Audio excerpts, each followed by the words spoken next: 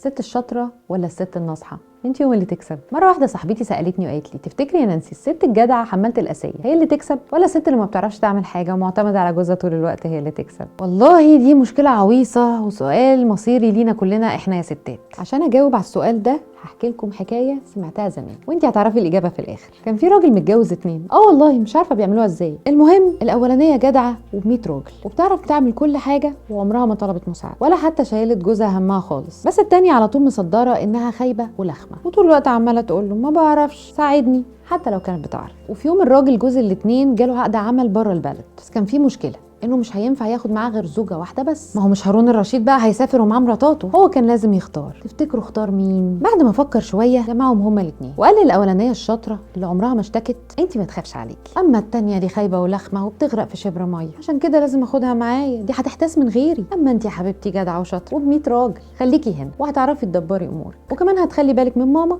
والعيال. اعتقد كده تبقوا عرفتوا الاجابه مش كده؟ هستنى رايكم في الكومنتس وهكون مبسوطه لو شيرتوا معايا قصصكم وهو كلنا نستفيد.